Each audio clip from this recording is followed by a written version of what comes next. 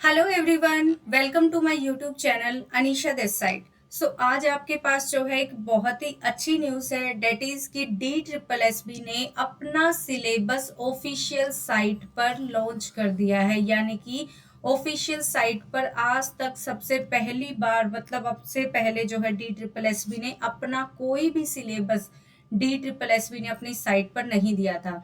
तो ये बिल्कुल ऑथेंटिक है, बिल्कुल जो आपका एग्जाम में आएगा वही सिलेबस है जो खुद डी ट्रिपल एस बी ने आज जो है आपको अपनी साइट पर दिया है, हर एक सब्जेक्ट का, जो कि आप चेक भी कर सकते हो। तो सबसे पहले हम आज डिस्कस करेंगे टीजीटी नेचुरल साइंस का सिलेबस। बाकी अगर आपको अपने सब्जेक्ट का या कोई और आपका सब्जेक्ट है, कोई भी एग्जाम है डी ट्रिपल एस बी का, तो वो आप चेक कर सकते हो डी ट्रिपल एस बी की साइट से। अदरवाइज आप कमेंट डाउन कर देना, मैं आपको सिलेबस मेल कर दूंगी। आप ये देखो कि बहुत से ऐसे चैप्टर्स हैं 11th-12th क्लास के जो कि आपको नहीं पढ़ने थे, और ऐसे चैप्टर्स हैं कुछ जो एड ऑन हुए हैं 9th एंड 10th के बेसिक पार्ट से। जैसा कि लास्ट ईयर का एग्जाम आया था, तो उसके बेसिस पे जो डी ट्रिपल एस बी है उसने जो है अपना अलग से सिलेबस दिया है। तो देखो, सबसे पहले फिजिक्स का सिलेबस डिस्कस कर लेते हैं। फिजिक्स में इन्होंने क्या बताया है, तो देखो फिजिक्स का जो पार्ट है वो अप्रोक्स आपका आएगा 22 से लेके 25 मार्क्स तक 100 में से। ठीक है, 90 लगा सकते हो आप, क्योंकि 10 मार्क्स की आपकी सब्जेक्ट पेडागोजी आएगी। तो इफेक्ट ऑफ करंट जो आपके पास 10th यूनिट जो 10th क्लास है उसमें भी आता है, और साथ में आपके पास ये 12th क्लास में भी आता है। तो ये चैप्टर आपके पास कहाँ कहाँ मिलेगा आपको, 10th में और 12th में।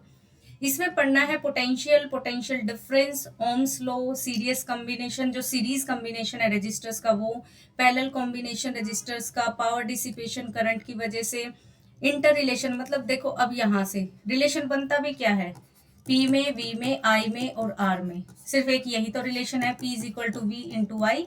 और यहाँ से एक बार ओम्स लॉ में वी की वैल्यू पुट करो, एक बार आई की पुट करो, तो यही रिलेशन बस आपको करने और कोई रिलेशन नहीं करना। Magnetic field, magnetic lines, magnetic field due to current carrying conductor, अब ये वाला आपके पास 11th क्लास में आता है। तो यहाँ पर आप सोचते हो कि कहाँ से कैसे करेंगे, 11th क्लास वाला ही करना कि magnetic field due to current carrying conductor. Fleming's left hand rule, electromagnetic induction, induced potential difference, ये भी आपका 11th क्लास में ही मिलेगा, 4th यूनिट के अंदर ईएमआई वाला कंसेप्ट। उसके बाद इंड्यूस्ड करंट, ये भी 11th क्लास में है। डायरेक्ट करंट, डीसी एसी, इनमें डिफरेंस आपको करना है। फ्रीक्वेंसी ऑफ एसी और advantage of electronic motor and electronic generator, ये आपके 10th में भी है और आपके 12th में भी है। तो ये 12th क्लास वाले ही आपको करने, 11th में नहीं, ये आपको 12th क्लास में मिलेंगे यूनिट नंबर 4 के अंदर, ईएमआई।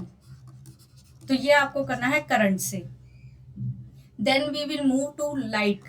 लाइट आपके पास बेसिक कहाँ से शुरू करोगे, 10th क्लास से, और जिसको और भी बेसिक पे जाना है वो 8th क्लास में जा सकता है, और हायर लेवल पे कहाँ तक पहुंचोगे, 12th क्लास तक। तो क्लास सारी झूल रही हैं, सिर्फ 9th 10th 11th 12th और थोड़ा बहुत इससे आगे का और थोड़ा बहुत इससे पीछे का। तो लाइट के अंदर आपको क्या करना है, convergence, divergence of light. Convergence means light का एक पॉइंट पे फोकस होना, बहुत सारी लाइट्स का एक पॉइंट पे मिल जाना, और डाइवर्जेंस होता है एक पॉइंट से बहुत सारी लाइट्स का दूर जाना। तो इससे रिलेटेड जो भी कंसेप्ट हैं वो आपको करने हैं। इमेज जो आपकी कनकेव मिरर वाले 6 केस हैं वो केस करने हैं। रिलेटेड कॉन्सेप्ट्स का मतलब यही है। Centre of curvature, principal axis, optical centre, ये ऑप्टिकल सेंटर आपके पास मिरर में नहीं आएगा, ये आपके पास आएगा लेंस में। तो थोड़ा बहुत डी ट्रिपल एस पी अपनी जो लैंग्वेज है सिलेबस को वो थोड़ा चेंज करता है, तो इसी वर्ड ने जो है आपको ये बता दिया कि आपको लेंस भी करना है। Focus, focal length, refraction, laws of refraction, images formed by a convex lens, functioning of vision and remedies। ठीक है, कि जो विजन है वो किस तरीके से, जैसे मायोपिया, हाइपरमेट्रोपिया, जो भी डिफेक्ट होते हैं आपके पास, एस्टेग्मेटिज्म भी करना है आपको, 12th क्लास के अंदर है वो, और रेमेडीज जो है उन्हें कैसे आप जो है ठीक कर सकते हो। Applications of spherical mirror and lenses, application के अंदर आपको जो है स्पेरिकल मिरर, जैसे प्लेन मिरर की एप्लीकेशन है, लेंसेज की है, कहीं हेडलाइट में यूज होता है, कहीं टॉर्चेज में यूज होते हैं, तो अलग अलग मिरर लेंस को आपको पढ़ना है। Appreciation of concept of refraction index, या फिर रिफ्रैक्टिव इंडेक्स होता है ये आपके पास, यानी कि रिफ्रैक्टिव इंडेक्स को भी पढ़ना, ये सारा आपको 10th क्लास में मिलेगा, ये पूरा 10th क्लास की बुक में है। Twinkling of stars, dispersion of light, scattering of light, next है सोर्सेज ऑफ एनर्जी। ये चैप्टर 10th क्लास का बहुत इंपॉर्टेंट है। इस चैप्टर से जो है आपके पास अराउंड 2 से 3 क्वेश्चंस देखने को मिलेंगे। इसको बहुत अच्छे से पढ़ना। ये देखने में बड़ा सिंपल लगता है, लेकिन इसमें कुछ टर्म्स आती हैं कि उसके अंदर आपके पास क्या प्रेजेंट होता है, पेट्रोलियम गैस कैसे बनती है, इस तरह के क्वेश्चंस आते हैं। सोर्सेज ऑफ एनर्जी में आपके पास different forms of energy leading to different sources for human use, fossil fuels, solar energy, biogas, wind, water, tidal energy, nuclear energy, renewable versus non renewable sources. उसके बाद next है motion. Motion आपके पास 9th class से start होगा, 11th तक जाना है, लेकिन 11th के अंदर बहुत कम जाना है, सिर्फ इनर्शिया वाले पार्ट को, जो कि आपके पास रिजिड बॉडी यानी कि 5th यूनिट में थोड़ा बहुत कवर होगा। इनर्शिया वाला पार्ट तो वो अलग से भी है आपके पास, और यहाँ से भी इन्होंने जो है इकट्ठा ही दे दिया इसको। तो ये देखो, displacement, velocity, uniform, non uniform motion along a straight line, acceleration, distance, time, ये सारे 9th क्लास में आपको ग्राफ मिल जाएंगे। Time graph for uniform and uniformly accelerated motion, equations of motion by graphical method. देखो, आपको लगता था कि ग्राफ वाला मेथड हमारे पास कहाँ काम आएगा इक्वेशंस में, इससे आपको न्यूमेरिकल मिल सकता है। एलिमेंट्री जो आइडियाज है आपके पास यूनिफॉर्म सर्कुलर मोशन के, यानी कि यूनिफॉर्म सर्कुलर मोशन होता क्या है, और उसके बाद अगर थोड़ा सा एडवांस में पढ़ोगे तो 11th क्लास में मिल जाएगा, जैसे A is equal to alpha into omega, या फिर इस तरीके V is equal to alpha omega होती है आपके पास, ये रिलेशन होता है। उसके बाद आप जो है वेलोसिटी को कैसे रिप्रेजेंट करते हो, थीटा बाई टी, तो ये सब आपके पास रिलेशन थोड़ा बहुत आप इनको ओवरव्यू ले लेना। वैसे ये जो है 11th क्लास का है, ज्यादा आपको 9th का ही पढ़ना। Force and motion, Newton's laws of motion, inertia of body, inertia and mass, momentum, force, acceleration, elementary idea of conservation of momentum, action and the action forces, ये सारा आपको 9th क्लास में मिल जाएगा। ये सिर्फ यहाँ से इनर्शिया वाला जो कॉन्सेप्ट है ये आपको 11th क्लास से करना होगा। नेक्स्ट है आपके पास gravitation. Gravitation, work, energy and force. Gravitation के अंदर आपको क्या पढ़ना है, देखो, gravitation, universal law of gravitation 9th class में है। Force of gravitation of the earth, gravity, acceleration due to gravity यानी कि small G, mass and weight, free fall, सारे कॉन्सेप्ट लखवीर सिंह की बुक में 9th क्लास में बिल्कुल एज इट इज हैं। ये वाले कॉन्सेप्ट भी जो आपके सब डिवाइडेड हैं, और एनसीईआरटी में भी सब कुछ अवेलेबल है। Work done by force, energy, force, kinetic and potential energy, law of conservation of energy, ये सब आपको 9th क्लास में ही मिल जाएगा।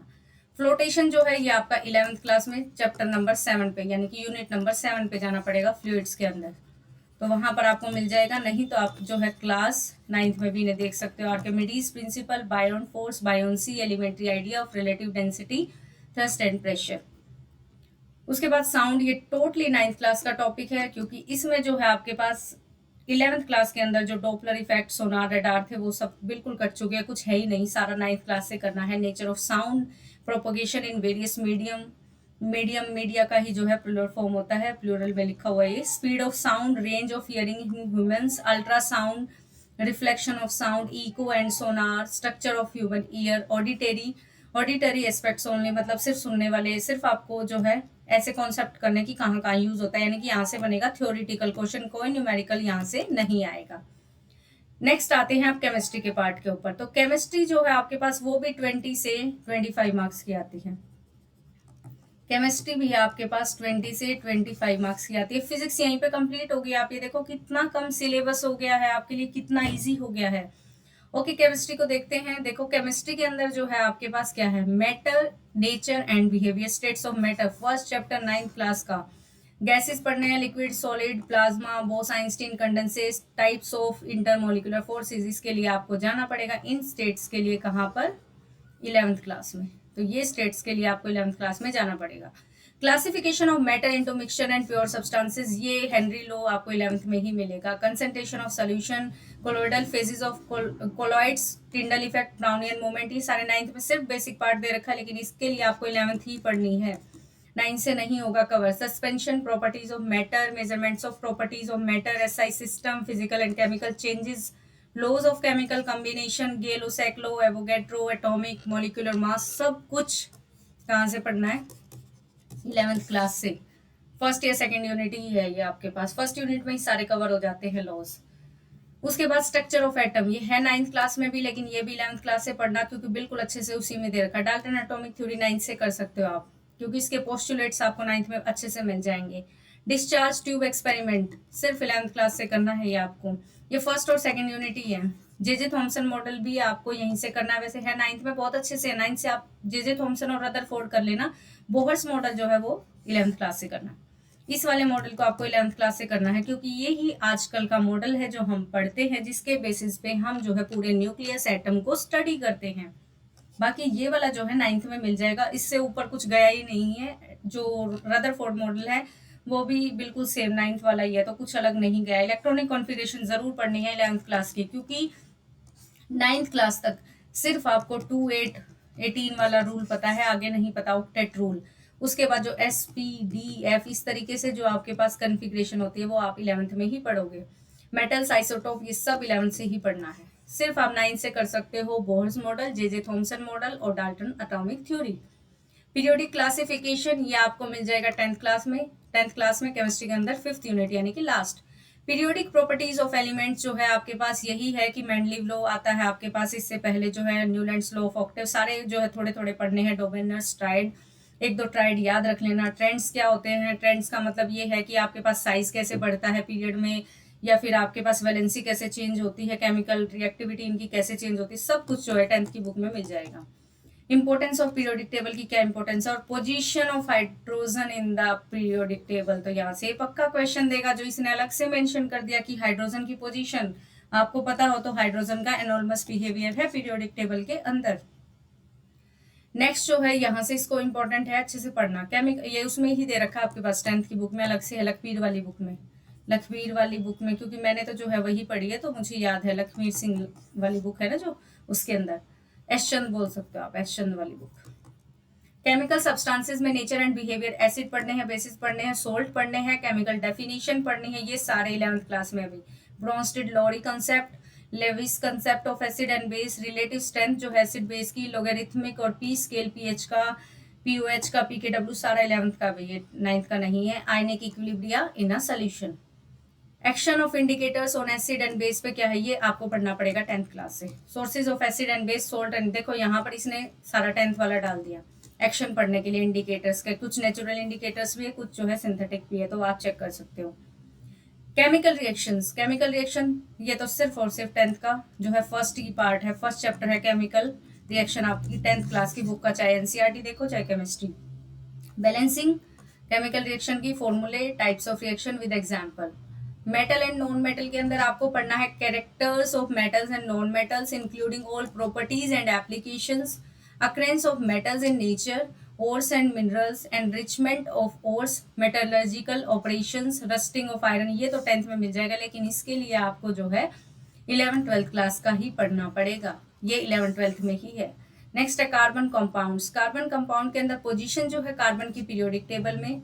कॉन्सेप्ट ऑफ हाइब्रिडाइजेशन सिर्फ और सिर्फ 11th क्लास में, 4th unit. Chemical bonding and shapes of molecular structural formula, molecular models, types of, सारा का सारा आपको homologous series, IUPAC, hydrocarbons, their classification, coal and petroleum, ये जो है आपको सारा का सारा कहाँ से पढ़ना है, 11th से ही पढ़ना है। ये 12th क्लास में जो है ऑर्गेनिक केमिस्ट्री आ गई, ये 12th क्लास की ऑर्गेनिक। ये हाइड्रोकार्बन भी, अल्कोहल भी, फंक्शनल ग्रुप भी, तो सिर्फ इतना ही पार्ट आपको पढ़ना है। लेकिन फंक्शनल ग्रुप कार्बोक्सिलिक एसिड के साथ ये वाला जो पार्ट है, ये पार्ट आपको 10th क्लास की बुक से सोप फॉर्मेशन वाला करना है। जो सोप फॉर्मेशन वाला टॉपिक है, जैसे कार्बन स्टीरेट होती है, C17H35, इस तरह की सोप्स होती हैं, तो क्लींजिंग एक्शन ऑफ सोप ये भी पढ़ना पड़ेगा, यानी कि 10th क्लास का। और ये आपको ऑर्गेनिक करनी है 12th क्लास से। Conservation of natural resources, pollution of river Ganga, देखो कितना अच्छा आज का टॉपिक है, गंगा रिवर के ऊपर ये अलग से एड ऑन हुआ है, तो ये टॉपिक जो है वो क्या है, एड ऑन है। Ganga Action Plan for improving quality of water, need for sustainable management of natural resources, development of non-conventional energy sources to prevent pollution and atmospheric conservation. Next है मैन मेड मटीरियल, जैसे ceramics, cement, porcelain. Porcelain आपके पास वो होता है जो आप ये fuse होते थे ना पुराने, उनमें यूज करते हो या कप ग्लास में यूज करते हो। Glass, carbon fibre, soaps and detergent, यहाँ भी आ गया है। पॉलीमर्स है, देखो पॉलीमर वैसे एक पूरा चैप्टर है लेकिन इसने सिर्फ एक नाम डाल दिया यहाँ पे, एक टर्म। फाइबर्स, प्लास्टिक, तो मैन मेड वाले ही पॉलीमर करने हैं, सिर्फ आपको नेचुरल पॉलीमर करने ही नहीं, इसने नेचुरल दिया ही नहीं कहीं। तो यहाँ पर हमारे पास कवर हो जाती है केमिस्ट्री। अब लास्ट टॉपिक जो आता है हमारे पास वो आता है बायोलॉजी, और जो कि सबसे इम्पोर्टेंट है क्योंकि इसकी वेटेज औरों से ज़्यादा होती है। इसमें आते हैं आपके पास 24 से 26 क्वेश्चन, एक दो क्वेश्चन जो है कभी कभार जो है ऊपर नीचे हो जाता है। तो ये वाला आपके पास बहुत इंपॉर्टेंट रहता है बायोलॉजी का part. Life process 10th class की बुक का फर्स्ट चैप्टर बहुत अच्छे से करना है। लाइफ प्रोसेस क्या होता है, न्यूट्रिशन जो है, ऑटोट्रोपिक, हेटरोट्रोपिक, सेप्टोट्रोपिक, फोटोसिंथेसिस क्या होते हैं, डिफरेंट मोड्स ऑफ न्यूट्रिशन मैंने बता दिया, होलोजोइक क्या होता है, एरोबिक एनारोबिक क्या होता है, ट्रांसपोर्टेशन ह्यूमन बींग्स में, प्लांट्स में, एनिमल्स में, जैसे जाइलम फिलोएम के थ्रू प्लांट्स एनिमल में, एक्सक्रीशन कैसे होता है एनिमल्स में इंक्लूडिंग ह्यूमन बींग्स, और प्लांट्स के अंदर एक्सक्रीशन कैसे होता है, तो ये आपको पढ़ना है। सेकेंड चैप्टर आता है आपके पास 10th क्लास का ही, कंट्रोल एंड कोऑर्डिनेशन। एनिमल्स का नर्वस सिस्टम पढ़ना है, basic unit nervous system in animals, reflex action, human brain, coordination in plants, geotropism, positive और negative hormones in animals, endocrine और एक्सोक्राइन ग्लैंड्स। रिप्रोडक्शन में आपको पढ़ना है इंपॉर्टेंस वेरिएशन की, यानी कि इवोल्यूशन की नीड क्या है, modes of reproduction used by single organism, sexual reproduction in plants and animal, reproduction in human beings, what happens when egg is not fertilize. मतलब ये वाला देखो एक अलग से क्वेश्चन है कि एग फर्टिलाइज ना हो तो क्या हो। मोड्स ऑफ अवॉइडिंग प्रेगनेंसी, यानी कि आपके पास वेरिएंट मेथड भी आपको पढ़ने हैं कि प्रेगनेंसी को कैसे अवॉइड करना है, फैमिली प्लानिंग है ये। हेरिडिटी एंड इवोल्यूशन ये आपके पास क्या है, 9th क्लास में भी है ये आपके पास, और आपको जो है ये 10th से भी कवर करना है, 11th-12th से एडवांस में जाना है 11th-12th के टॉपिक तक। तो हेरिडिटी क्या है, मेंडल्स लॉ ऑफ इनहेरिटेंस क्या है, सेक्स डिटरमाइंड क्या है, evolution and classification, acquired and in acquired traits क्या होते हैं, ट्रेट्स मतलब characters, homologous and analogous organs, fossils क्या है, ह्यूमन इवोल्यूशन क्या है, human eye and the colourful world, ये आपके पास यूं का यूं 10th क्लास में जो है चैप्टर है। तो डिफेक्ट्स यहाँ कर लो या फिजिक्स में कर लिए, बात वही है। नेचुरल रिसोर्सेज में क्या है, फंडामेंटल यूनिट ऑफ लाइफ जो है, यानी कि सेल के बारे में पूरा पढ़ना है, 9th क्लास से स्टार्ट कर देना। व्हाट आर लिविंग ऑर्गेनिजम्स किससे बनी है, रॉबर्ट हुक वाला क्वेश्चन जरूर ध्यान रखना, किसने डिस्कवर किया था सेल को, स्ट्रक्चरल ऑर्गेनाइजेशन सेल की क्या है। टिश्यूज क्या है, टिश्यू को डिफाइन करना, types of plants tissue and animal tissue, diversity in living organisms जो है ये भी 9th क्लास से स्टार्ट हो जाता है। Basic of classification, 9th class वाले टॉपिक 9 से शुरू करने हैं। Classification and evolution, hierarchy of classification मतलब पूरी सीक्वेंस क्या रही है हमारे पास, प्लांटिया और एनिमिलिया नोमेनक्लेचर, सिर्फ यही जो है आपको किंगडम करने हैं, वैसे बहुत सारे किंगडम थे, देखो यहाँ पर इन्होंने बाइंड अप कर दिया इसको। हाउ डू वी फॉलो, ये सारे 9th क्लास के यूं के यूं चैप्टर है, मुझे याद है कि बायोलॉजी के अंदर 5 ही चैप्टर थे 9th क्लास में, वो सारे यही थे। तो ये चैप्टर्स हैं 9th क्लास के।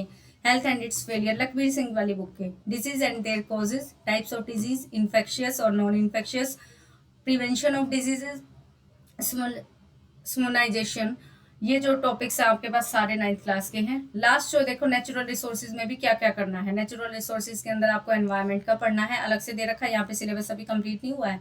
एटमॉस्फेयर क्या है, रोल ऑफ एटमॉस्फेयर, ये एड ऑन है, एक्स्ट्रा है ये, लेकिन करना है। Role of atmosphere climate control में क्या है, विंड में, रेन में, एनवायरमेंटल पोल्यूशन में, global warming, green house effect, acid rain, particulate pollutants जैसे स्मोक फॉर्मेशन है, फोटोकेमिकल स्मोक है, ओजोन है उसका ब्रेकडाउन होल का हो रहा है, तो आपके पास क्या इससे इफेक्ट पड़ रहे हैं, कोजेज क्या है इनके, पोलर वोर्टेक्स, इनमें जो है क्लोरोफ्लोरोकार्बन का यूज होना कोज होता है, इफेक्ट्स ऑफ डिप्लीशन होने से क्या फर्क आपके ऊपर पड़ रहा है, कैंसर बीमारियां वगैरह बढ़ रही है आपके पास ओजोन लेयर में होल होने से, water pollution, oxygen demand, chemical oxygen demand, international standard of drinking water, processing of drinking water, soil pollution, water recycling जो है आपके पास, इसमें स्ट्रेटजीज हैं कंट्रोल करने के एनवायरमेंटल पोल्यूशन को, उसकी कलेक्शन है, प्रॉपर मेथड्स हैं डिस्पोजल के, कैसे आपको वो डिस्पोज करना चाहिए, यानी कि 3 आवर्स वाला रूल भी यहीं पर कवर हो जाएगा। 3 आवर्स मतलब रिसाइकिल करो, रीयूज करो उसको, तो ये वाला जो आपके पास होता है वो रूल भी आपको करना है। Biogenical chemical cycles, water cycle, nitrogen cycle, ये सारे 9th क्लास के टॉपिक है, carbon cycle, oxygen cycle. Next है breath of life, air pollution, water a wonderful liquid, water pollution, biochemical cycle, nitrogen cycle, carbon, देखो कितना ज्यादा syllabus है। Green house effect bio का बहुत ज्यादा है। ओजोन लेयर क्या है, how does it protect the earth, what are the causes of depletion of ozone layer, how can it affect day to day life of organisms, living organisms. Improvement क्या है, improvement crop yield में, animal husbandry भी आ गया है देखो, need for intercropping के लिए, क्रॉस ब्रीडिंग, ये सारे जो है 8 से स्टार्ट हो जाएंगे टॉपिक। बोन एंड कार्टिलेज में structure and types of bones and cartilage, ossification, bone growth, resorption, animal diversity में देखो किंगडम प्रोटिस्टा है, एम्फीबिया है, रेप्टाइल्स है, एव्स है, मैमल्स है, ये किंगडम आपको करने हैं। जो भी किंगडम इन्होंने जो है, ये सबसे बड़ा जो किंगडम है वो है आपके पास एनिमल किंगडम ऑर्थोपोडा, तो ये नाम से भी कई बार आ जाता है। Comparative anatomy and development biology of vertebrates है, इसमें आपके पास जैसे जो सिस्टम्स आपको बेसिकली वो पढ़ने हैं, इंडोग्यूमेंट्री सिस्टम, स्केलेटल सिस्टम, डाइजेस्टिव, इसका भाई मुझे भी कोई आइडिया नहीं क्योंकि मेरे पास बायो नहीं थी, पता नहीं कैसा सिस्टम है, देखेंगे। लेकिन स्केलेटल सिस्टम है, डाइजेस्टिव, रेस्पिरेटरी, सर्कुलेटरी, ये सारे पढ़े, ये भी नहीं पता भाई, मैंने नहीं पढ़ा क्योंकि मेरे पास 11th-12th में नहीं थी bio. Nervous system, sense organ, जिसने पढ़ा हो प्लीज बताना। अर्ली एम्ब्रोजोनिक डेवलपमेंट और late embryogenic development, control of development, भाई ये सब मैंने नहीं पढ़ा, मैंने यहीं तक पढ़ा है, पर ये करना है आपको। Physiology and biochemistry, nerve and muscles, digestion, respiration, excretion, cardiovascular system, reproduction, endocrine glands, carbohydrate metabolism, lipid metabolism, protein metabolism, enzymes, extinction, macro evolution, ये सब topics I think add on है 11th-12th के टॉपिक्स है ये, क्योंकि मैंने नहीं पढ़े तो ये 9-10 तक आपको नहीं मिलेंगे। अप्लाइड जूलॉजी ये भी नहीं है 9-10 तक। Introduction to host parasite relationship, epidemiology of diseases, rickettsia and ये कोई डिजीज होगी भाई, हाँ ये डिजीज है कि प्रोटोजोआ से क्या होता है, इंसेक्ट्स ऑफ इकोनॉमी इंपॉर्टेंस, और ये सब एनिमली वो एनिमल हस्बेंड्री और पोल्ट्री फार्मिंग, एक्वेटिक बायोलॉजी है, ये भी आपको करना है, मरीन बायोलॉजी वगैरह। इम्यूनोलॉजी में अच्छा ये इन्होंने अलग से मेंशन भी कर दिया, देखो इम्यूनोलॉजी में ये ऑर्गन्स करने, सेल्स एंड ऑर्गन्स, आपके पास इम्यून सिस्टम है। रिप्रोडक्टिव बायोलॉजी के अंदर ये टॉपिक्स आपको करने हैं। इंसेक्ट वेक्टर्स एंड डिजीजेस में सिर्फ यही करने हैं आपको। सेरिकल्चर में ये टॉपिक करने हैं। तो ये आपके पास फुल सिलेबस था नेचुरल साइंस का DSSP का। आई होप आपको अच्छे से इंफॉर्मेशन मिल गई होगी। DSSP का सिलेबस क्या है 2024 के लिए, यानी कि 2024 के लिए आपका DSSP का नेचुरल सिलेबस मैंने ऑफिशियली आपको बता दिया है। आज ही आया था और आज ही मैंने जो है आपको अच्छे से इसे एक्सप्लेन करने की कोशिश की है कि कौन सा सब्जेक्ट आपको कहाँ से पढ़ना है, कौन सा चैप्टर कहाँ से करना है, कौन सा टॉपिक कहाँ से कवर करना है। तो 9 से लेकर 12 तक ही सिलेबस घूम रहा है, लेकिन कौन सा टॉपिक कहाँ से पढ़ना वो इम्पोर्टेंट है और मैटर करता है। फिर भी अगर आपकी कोई भी क्वेरी हो तो आप कमेंट सेक्शन में पूछ लेना, और अगर वीडियो अच्छी लगी हो, इन्फॉर्मेटिव लगी हो, तो please do like, share and subscribe my channel. Thank you for watching the video. Thank you.